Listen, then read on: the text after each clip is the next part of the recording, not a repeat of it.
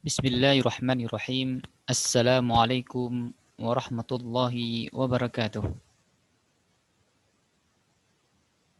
Pada kesempatan hari ini, kita akan mengulas kembali pembelajaran tentang mubtada khabar.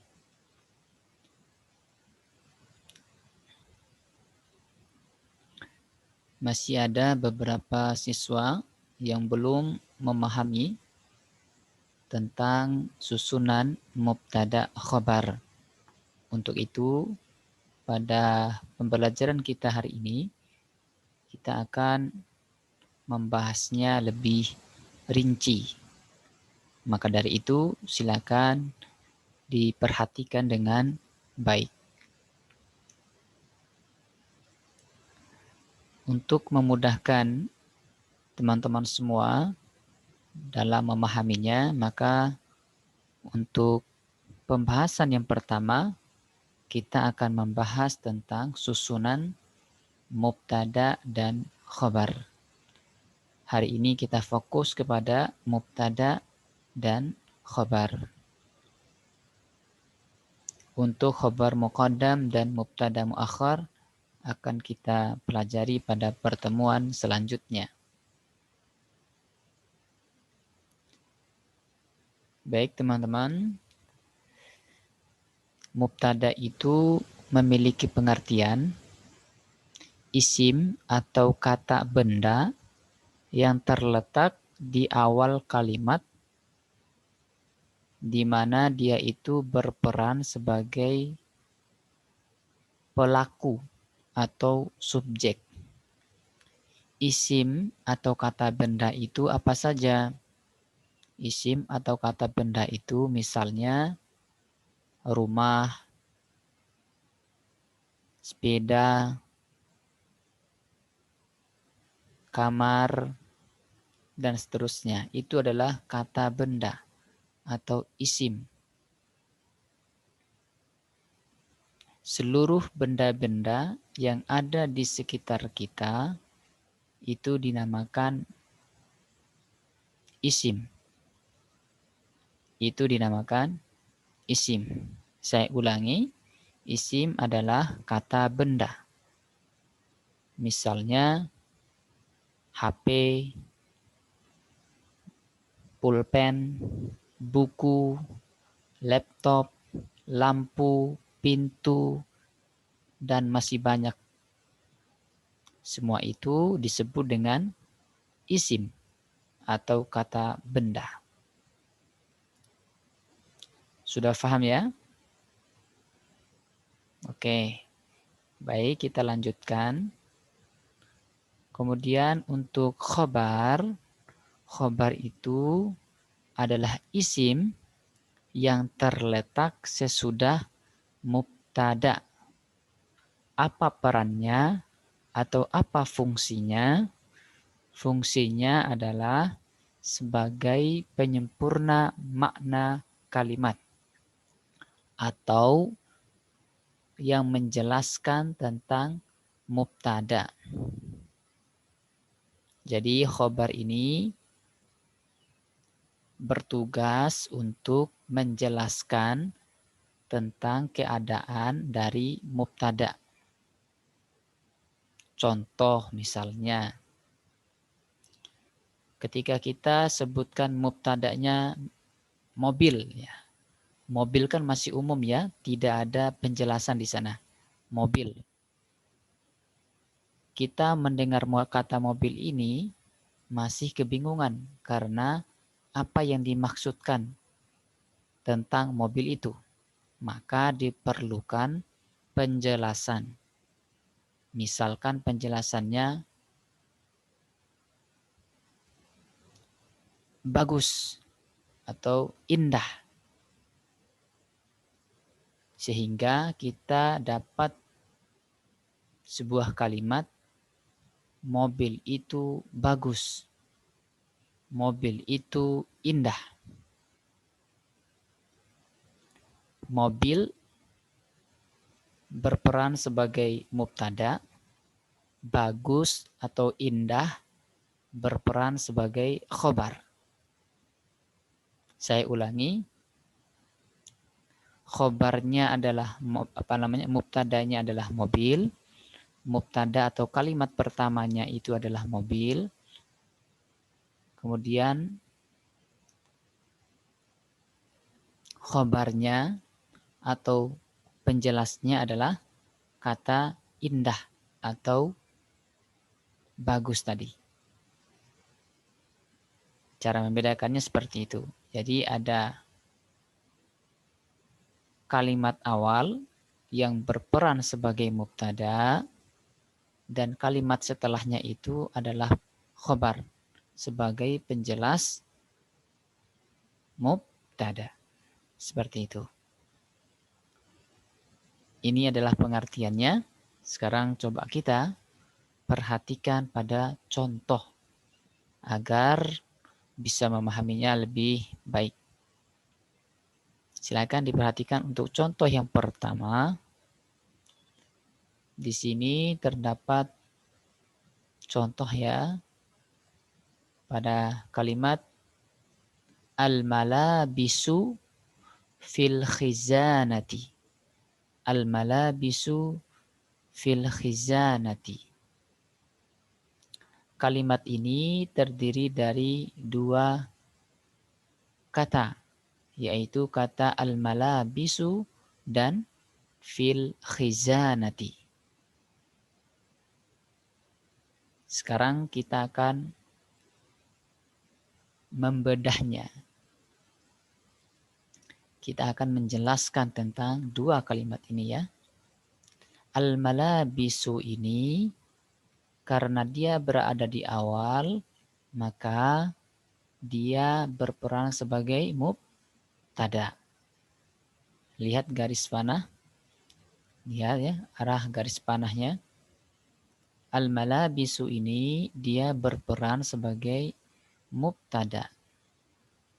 Yang berarti pakaian. Al-malabisu itu artinya pakaian. Kemudian kalimat yang kedua, fil khizanati berperan sebagai khobar atau penjelas. Penjelas dari siapa? Penjelas dari al-malabis.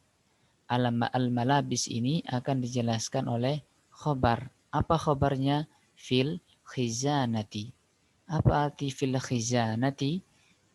Artinya di dalam lemari. Al-malabis artinya apa? Artinya pakaian. Berarti artinya al-malabisu fil khizanati, pakaian itu ada di dalam lemari. Pakaian itu ada di dalam lemari. Saya ulangi lagi. Al-malabisu adalah mubtada. Karena dia berada di awal, dia adalah subjeknya atau pelakunya ya. Kemudian fil khizanati adalah khobarnya, kalimat penjelas. Penjelas dari siapa? Penjelas dari al-malabis. Menjelaskan bahwa al-malabis itu atau pakaian itu ada di dalam lemari. Seperti itu. Oke, kalau sudah bisa mengetahui kedua kalimat ini, perbedaannya mubtada dan khobar, sekarang coba kita mengetahui ciri-ciri mubtada itu.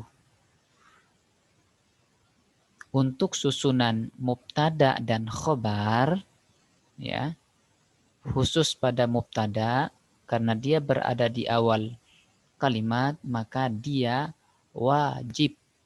Ya, saya ulangi, maka mubtada ini wajib diawali oleh alif lam. Perhatikan pada huruf yang berwarna merah. Alif lam. Harus ada alif lamnya.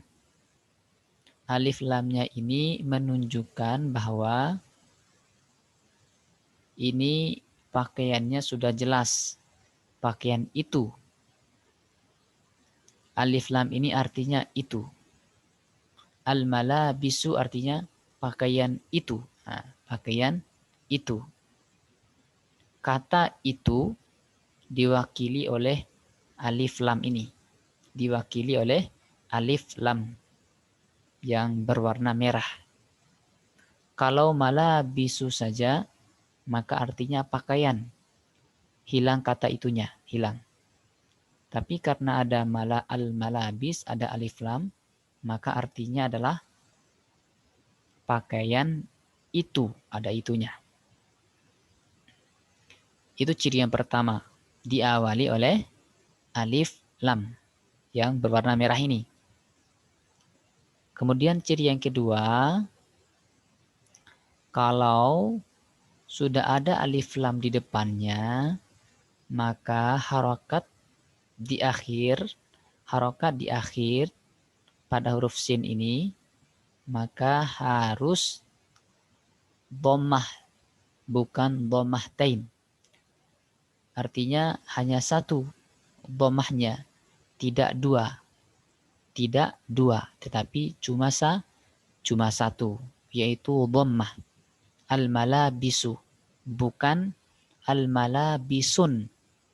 Bukan al-malabisun, tetapi al-malabisu. Satu saja dhammahnya. Karena sudah ada alif lam di depan. Nah, itu perbedaannya ya. Itu yang menjadi ciri dari mubtada atau subjek kalimat. Begitu ya. Adapun kalimat yang kedua ini sebagai khobar terdiri dari huruf jar dan majrurnya. Nah, tidak perlu dibahas lagi yang ini ya, agar tidak bingung. Biar nanti dibahas pada tahapan-tahapan selanjutnya. Yang terpenting, teman-teman bisa mengetahui dari kalimat ini mana yang menjadi mubtada, mana yang menjadi khobar. Itu saja yang paling penting. Kemudian mengetahui apa ciri mubtada itu sendiri. Yaitu diawali oleh alif lam dan di akhirnya adalah dhammah, berharakat dhammah, bukan dhammahtain. Saya tekankan lagi seperti itu ya. Baik, kita lanjut kepada contoh yang kedua. Di sini ada kalimat al-maidanu. Al-maidanu wasi'un. Wasi'un. Kalimat al-maidanu wasi'un ketika kita pilah menjadi dua kata, yaitu al-maidanu dan wasi'un. Al-maidanu artinya lapangan, dia berperan sebagai mubtada. Kenapa disebut sebagai mubtada? Karena dia berada di awal kalimat, ya. Berada di awal kalimat. Karena dia ini adalah mubtada, maka wajib bagi dia ini ya harus diawali oleh alif lam yang berwarna merah ini di awal.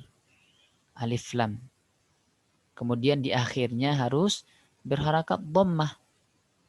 Bukan dhammahtain, bukan dua ya. Bukan nun. Bukan al-maidanun. Nah, bukan, tapi al-maidanu. Nu. Bukan al-maidanun. Oke, karena kenapa? Karena sudah ada alif lam di depan, maka hanya satu dhammahnya. Sehingga memiliki arti lapangan itu. Lapangan itu. Bukan lapangan, tapi lapangan itu. Ada itunya. Kemudian pada kalimat yang kedua ada kata wasi'un. Ada kata wasi'un. Wasi'un ini karena berada pada kalimat setelah mubtada, maka dia berperan sebagai khobar. Apa khobar itu? Khobar itu adalah kalimat penjelas yang menjelaskan tentang mubtada, yang menjelaskan tentang keadaan mubtada. Apa mubtadanya pada kalimat ini? Mubtadanya adalah al-maidanu, lapangan itu. Lapangan itu bagaimana? Wasiun, luas. Lapangan itu luas. Kalau lapangan itu saja kan tidak memiliki makna yang sempurna kan? Maka perlu ada penjelas. Maka ditambahkanlah kata wasiun sebagai khobarnya yang menjelaskan tentang kondisi lapangan itu. Bahwasanya lapangan itu luas. Begitu ya. Kemudian apa yang menjadi ciri dari khobar? Yang menjadi ciri dari khobar adalah perhatikan pada huruf yang berwarna merah. Dia itu harus berharakat dhammah tain. Ya, jika tidak menjadi susunan jar majrur seperti contoh yang pertama tadi. Kalau contoh yang pertama tadi kan adalah susunan jar majrur. Kalau sekarang dia adalah isim saja. Isim wasi'un. Maka dia harus berharokat dhammah tain. Yaitu ada dua dhammahnya. Ada dua dhammahnya. Perhatikan ya pada contoh yang berwarna merah ini. Saya ulangi lagi. Al-maidanu berperan sebagai mubtada. Karena dia sebagai mubtada, maka wajib diawali oleh alif lam dan harakat di akhirnya adalah dhammah saja, satu saja. Kemudian kalimat yang kedua, dia berperan sebagai khabar atau kalimat penjelas dan harakat di akhirnya harus dhammah tain seperti pada contoh.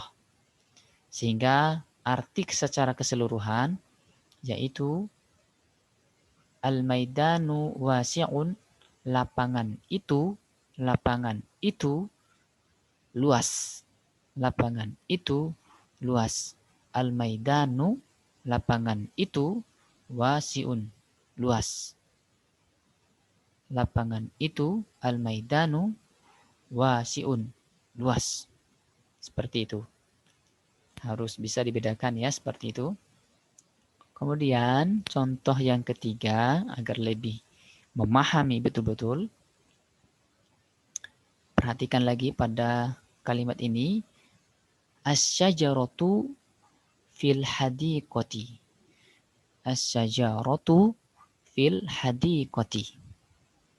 Kita bagi lagi menjadi dua. Sama seperti contoh sebelumnya. Asy-syajaratu. Asy-syajaratu dia berperan sebagai apa? Sebagai mubtada, betul sekali. Karena dia berperan sebagai mubtada, maka harus diawali harus diawali oleh alif lam. Seperti yang ada pada huruf ya, yang berwarna merah pada layar teman-teman itu. Kemudian diakhiri oleh huruf yang berharakat dhammah. Satu saja dhammahnya ya. Asy-syajaratu. Karena dia berperan sebagai mubtada. Berperan sebagai mubtada. Apa artinya? Artinya adalah pohon itu. Ada itunya. Pohon itu. Nah, coba lagi kita pada kalimat berikutnya. Fil hadiqati. Ini susunan jar majrur ya. Kalau pada contoh yang kedua tadi dia adalah isim saja. Kalau ini sudah menjadi jar majrur sesuai dengan yang ada pada LKS. Oke, kalau contohnya seperti ini nanti fil hadiqah jar majrur, maka dia ya, tidak berlaku dhammah tapi kasroh seperti yang ada pada layar teman-teman. Agar tidak bingung, ikuti saja contohnya seperti itu. Supaya tidak menambah materinya teman-teman. Agar tidak kebingungan maksud saya. Oke. Untuk kalimat yang kedua, fil hadiqah ini karena dia berada di kalimat setelah mubtada, maka sudah pasti menjadi khobar, penjelas dari mubtada. Begitu ya. Sehingga arti secara keseluruhannya adalah asyajaratu fil hadiqati, pohon itu ada di taman. Asyajaratu, pohon itu fil hadiqati, ada di taman. Kenapa saya dalam kurung kata adanya? Ya, ada ini saya kasih tanda kurung. Ya, ini sebagai keterangan untuk menjadikan kalimat ini lebih sempurna, mudah difahami. Begitu ya. Kemudian contoh yang terakhir agar lebih memahami, ada kata al-hammamu nadifun. Al-hammamu nadifun. Kita bagi menjadi dua. Al-hammamu. Dia berperan sebagai mubtada. Karena dia berperan sebagai mubtada, maka diawali oleh alif lam dan diakhiri oleh dhammah atau ya dhammah saja ya, yang berharakat dhammah saja, satu saja harakatnya, yaitu dhammah. Kemudian untuk kalimat kedua, karena dia berada di kalimat yang kedua atau setelah mubtada, maka dia berperan sebagai khobar atau penjelas, ya, penjelas dari mubtada. Kamar mandi, al-hammamu, kamar mandi itu. Al-hammamu, kamar mandi itu. Kamar mandi yang bagaimana? Nadifun, nadifun, yang bersih, ya. Maksudnya kamar mandi itu bersih. Jadi dia menjelaskan bahwa kondisi kamar mandi itu dalam kondisi yang bersih. Maka dapat kita artikan al-hammamu nadifun, kamar mandi itu, ya, kamar mandi itu nadifun, bersih. Kamar mandi itu bersih. Kira-kira seperti itu teman-teman untuk pembelajaran kita tentang mubtada dan khobar ini. Semoga bisa difahami dengan betul, dengan baik. Ya, ketika ada kesulitan di dalam memahami, silakan ditanyakan saja. Ya, jangan dipendam ya, ditanyakan saja, tidak apa-apa. Pada intinya, mubtada dan khobar ini tidak bisa dipisahkan ya. Mubtada dan khobar ini tidak bisa dipisahkan. Dia menjadi satu paket. Jadi satu paket. Kalau ada mubtada pasti ada khobar. Kalau ada khobar pasti ada mubtada, seperti itu. Kalau mubtadanya di awal, kalau khobar adanya di akhir atau setelah mubtada. Apa fungsi khobar? Khobar itu menjelaskan mubtada. Misalnya tadi, di sini mubtadanya hammam, kamar mandi. Kita kan belum mengetahui kamar mandi yang seperti apa. Maka kita perlu menjelaskan tentang kamar mandi itu. Oh, kamar mandi itu nadifun, bersih. Baru kita memahami kalimatnya. Oh, ternyata yang dimaksudkan tadi al-hammam, kamar mandi itu nadifun, bersih. Nah, seperti itu ya. Agar menjadi kalimat yang sempurna dibutuhkan khobar. Kira-kira seperti itu agar tidak berpanjang lebar. Semoga bisa difahami dengan baik. Mari kita tutup pembelajaran kita tentang mubtada khobar ini dengan sama-sama mengucapkan hamdalah. Alhamdulillahirabbil alamin. Wassalamualaikum warahmatullahi wabarakatuh.